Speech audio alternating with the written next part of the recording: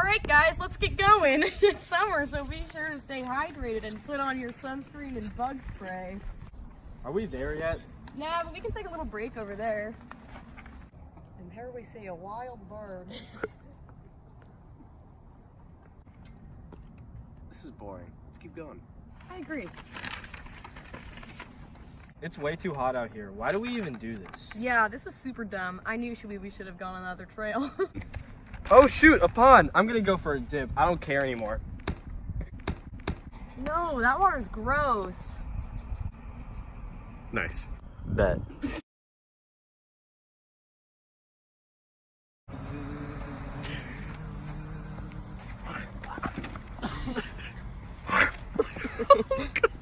I got bit by a mosquito as well. I'm done. Let's head back already.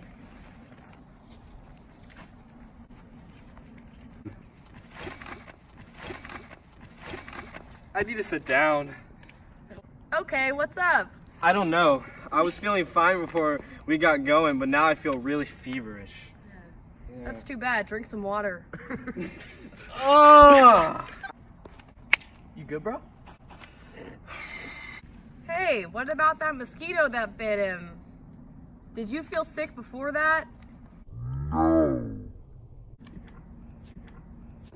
Alright, we can search up mosquito-borne sicknesses. What exactly is wrong, Tate? I just feel really feverish. I'm starting to get a headache and my joints are hurting. I think I got it.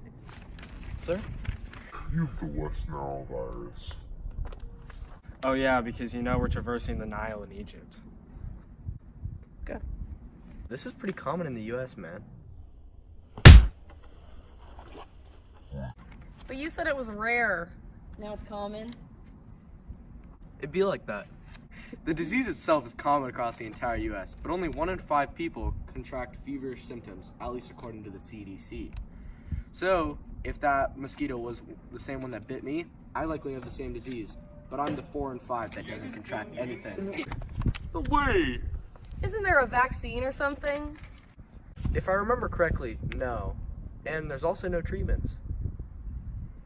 Well, shoot. Yeah.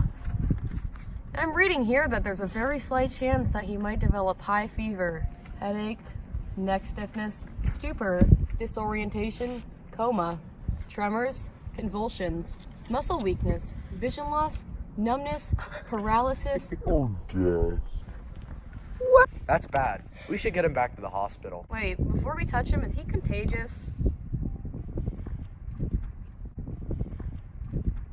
I'm reading here no. Looks like the only way you can contract it is via mosquito or body fluid transfusion. In other words, don't let him slobber on you. Wait, you think he can walk, Tate? Yeah, I think so.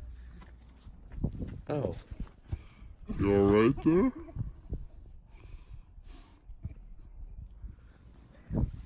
Nice.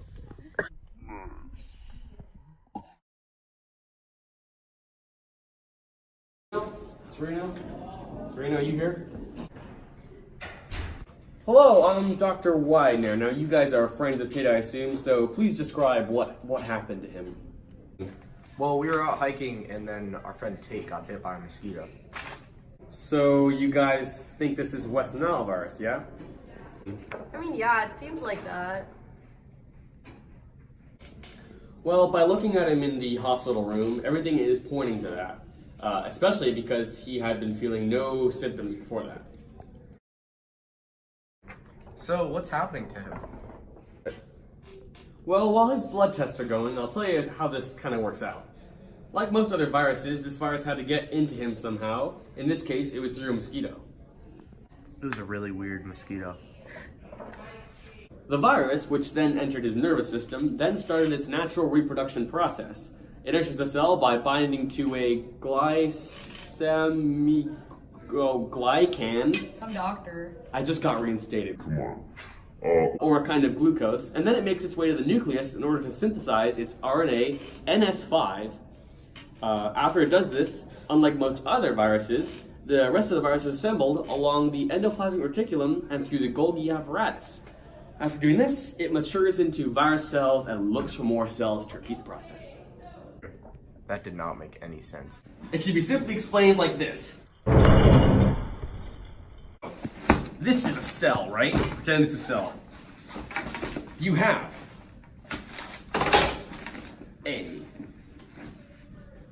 West Nile virus. This is its RNA. This is what it uses to replicate itself. And then you have the RNA of the normal cell. Now, this cell, this RNA, needs to become part of this. And what it does is, it breaks this and uses this as its primer so that the cell will replicate it because it thinks it's its own. So then it will use all of that to create, in the Golgi apparatus and the endoplasmic reticulum, big, nasty, mean viruses. And then those viruses just go to other cells. I went through 8 years of medical school to do this. Dang, That's crazy.